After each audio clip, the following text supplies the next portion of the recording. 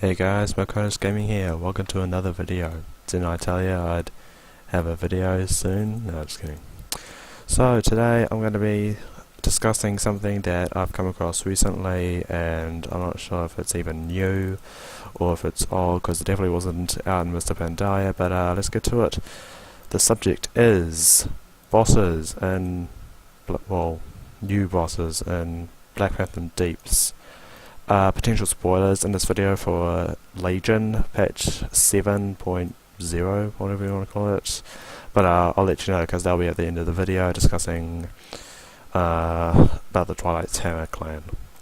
So let's get into it. Excuse me. Usually I would be filming this video inside the dungeon, but since I'm only level 19 Shaman, I don't have the chance. So I have a dungeon journal going on, and yeah, I'm just gonna basically discuss. So, and this is basically what I'm going to do with all of my discussion videos. So, Twilight Hammer clan. We haven't actually seen the Twilight Hammer clan in action since the Cataclysm. I mean, they built Deathwing, the same guy who given titanic powers by Khaz'goroth to look after the Earth, look after Azeroth and stuff. And he was back in Cataclysm, wreaking havoc. So yeah, he was working with the Twilight Hammer, or the Twilight Hammer was working with Deathwing, and they basically launched some massive chaos. So they're as strong as they've ever been. They ruined Oberdeen. They made a stronghold, the Bastion of Twilight. They put Shogal in charge, since we haven't seen him since 2004. I think, I don't know. Keep in mind that I could be completely wrong about this thing, and if I am wrong, please correct me in the comments below. Anyway, what was I saying? Oh yeah, they built the Bastion of Twilight. They put Shogal in charge, since we haven't seen him since he was serving the old god Cthulhu, which was actually the first old god that we've actually defeated, not killed, because you can never kill an old god without destroying Azeroth first. But yeah.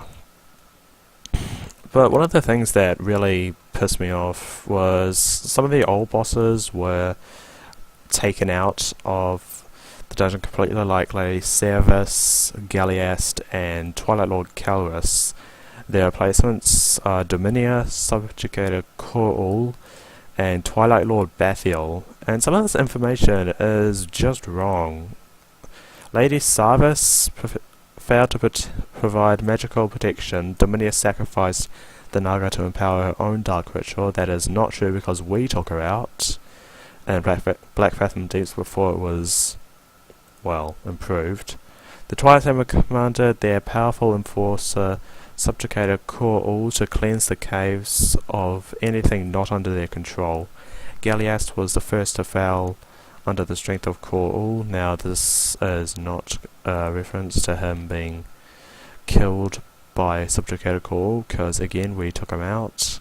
You can actually click on their altars and gain a buff which increases their stats by 10%, I believe, but yeah, and there's apparently a new Twilight Lord Bathiel, which is basically the last ascendant that the Twilight Hammer has.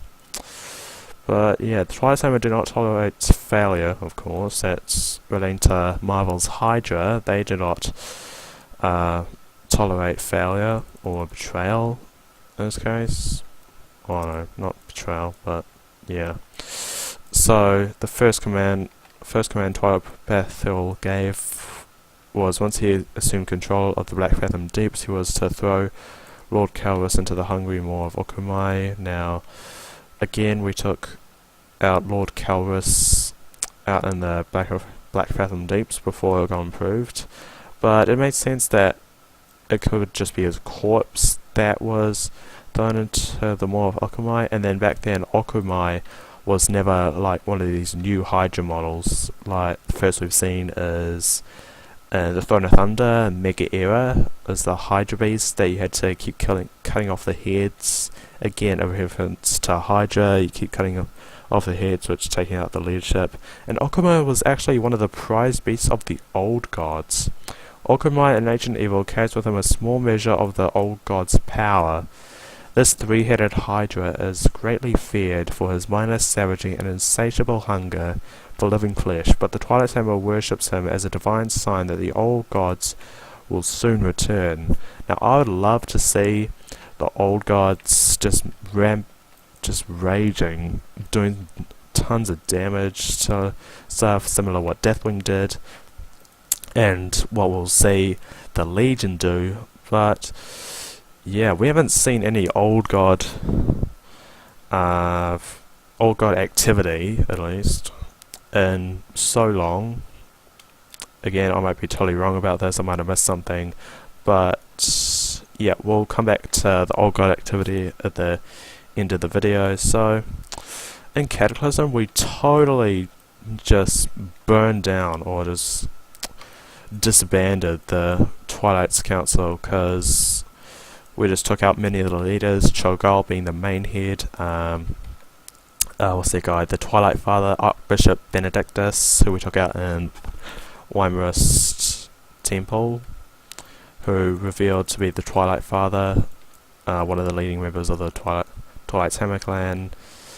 And yeah, basically all the other ones. Jubeka Shadowbreaker, which was surprisingly I didn't know, but she was apparently one of the members of the Twilight's Hammer clan, because in patch 5.2 you get the green fire questline for warlocks, and then we see Jubeka Shadowbreaker come in the end when we're about to defeat Kenrithard Ebonlock, leader of the Black Harvest, but that's totally irrelevant, and I'm sorry if I go off topic. And one more thing I forgot to mention, I'm sorry if I'm saying a lot in a lot of my videos, because I've been going over my videos recently and I've been saying a lot, and that must be really annoying to watch. So yeah, so anyway, I'm going off topic again, I'm so sorry.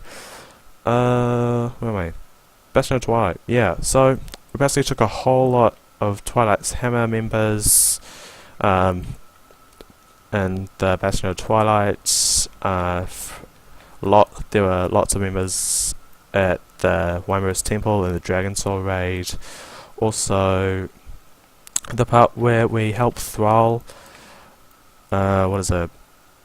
regain his elemental bond, I think, I don't know, when Archdruid Fandral Staghelm disguises himself as a Twilight's Hammer member, and then he just breaks Thrall into four, I guess, then sends him to the four elemental planes, Deepholm, Vashir, the Firelands, and Oldham.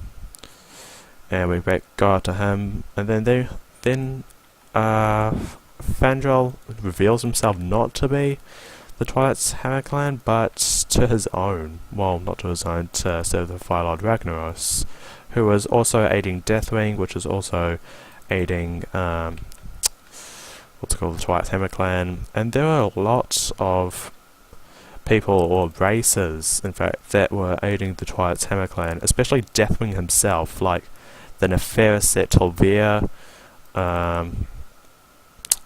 sorry, you know, the old gods, those like faceless ones, like General Vizax and stuff, those flayers, I don't know a lot of their names, but they're like the ones that resemble like elephants, like Herald Voljaz and Ankahet. Actually, that's another one of their strongholds, Ankahet and Azul Nerub, because not Azul Nerub, just Ankahet, because we see Jagoda Shadowbreaker, who was working with the Twilight's Hammer clan. We saw a bunch of members in there, and yeah, we took them all out.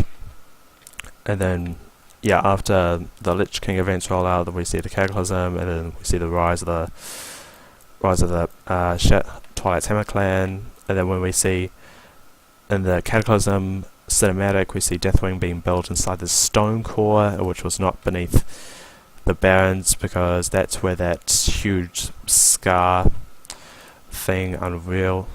You see that little line between the Northern Barrens and the Southern Barrens, because I know it was just one piece of land, not two. But yeah, and that's taken a massive fall, because in the Black Harvest, no, actually one of the Black Harvest journals, it stated that the Black Harvest was going after remnants of the Firelands and the Twilight's Hammer. So they're looking to, build up and wreak some chaos like the Twilight's Hammer did. But in the end, they took a massive fall, and that's not the only one. All of the companies we've seen that have risen and taken a massive fall, like the Venture Co company, which we haven't seen much of, the Razorfin Quillbar. I know there are a few new bosses like Deathspeaker Blackhorn, and then they're like raising new bosses from the old. Might save that for another video actually. Also the Defias Brotherhood, which was added in the Cataclysm. Anyway, the old Worgans in Shadowfang Cape, they were replaced by Undead, Lord Godfrey, Baron Ashbury, and Lord Walden and stuff. The Sithek, or the Arakoa, we see in the Warlords of Draenor when Gul'dan recruits new warlocks and stuff. They recruit Iskar, and Iskar recruits the Sithek, who worships Sethe, who also took a massive fall because all of Sethe's children were murdered in one night by Anzu's children, the Ravens. And yeah, the Iron Horde took a fall, but they were completely new to the game, new to Warlords of Draenor. And yeah, obviously the Burning Legion, no, not the Burning Legion we know now, but the Burning Legion we knew before, so I was like very old and stuff, but yeah, they're gonna wreak some massive havoc in the next expansion. Okay, so this is where we're getting to the spoiler part, so if you don't want any spoilers, I'd just say thank you very much for watching, and I'll see you guys tomorrow. Okay, for those of you sticking around, we're just going to talk about what's going to be in the next expansion due to the Old Gods, Twilight's Hammer Clan, and basically a few of the companies that I've mentioned so far, so let's get to it. The Twilight's Hammer Clan does make a return, and they have a new Twilight Father. Twilight Father Farthing, or Twilight Deacon, as they call it. You go into Tia's tomb at the bottom of Turisfol Lake. I'm not even sure if that's the correct name, but yeah, you go under. This is for the Shadow Priest artifact questline, and you go under with Ambassador Slaghammer, I believe. Yeah, and then you find the Twilight Deacon Farthing, and then you get his Zal Atath Black Blade of the Black Empire, and then yeah, that basically takes out one of the major new heads of the Twilight's Hammer Clan. Also, sorry, I'm going off topic, but oh no, I can't think of what I'm going to say. But also, yeah, there's just going to be some new things we haven't seen before, or we haven't seen in a long time. One of the quest lines, I think it was the Destruction Warlock, where you go to Kea Darrow and Western Plaguelands, and you find the old necromancers who used to serve the Shadow Council, and obviously Gul'dan. And they find out that he's alive. Well, not alive. Well, yes, alive, but he's from a different reality. Because remember at the Fury of Hellfire end cinematic, where Archimonde pushes alternate Gul'dan back into the Black Gate, and on the other end of the Black Gate happens to be Azeroth. So he is sent to the Vault of the Wardens to awaken Illidan, open the portal in the Tomb of Sargeras, and flood the world of demons. Yeah, that's it.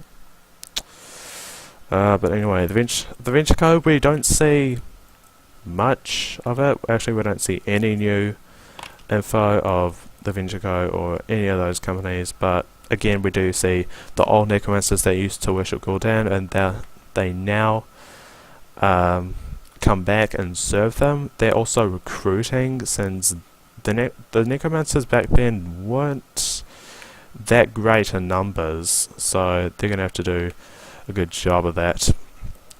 Also, what Gul'dan plans to do is to basically do Outland 101, open up a massive, open more portals even, and just flood the world with more demons. That's going to be crazy, because in the end we actually overload the portal using the Scepter of Sargeras, and no, it's not the Scepter of Sargeras that Khadgar used to close the Dark Portal. I think that's all the purpose. No, that was the Jeweled Scepter of Sargeras. So I guess this is a completely new Scepter of Sargeras, or maybe the Jeweled Scepter of Sargeras. I don't know, there's just so much I don't know about this.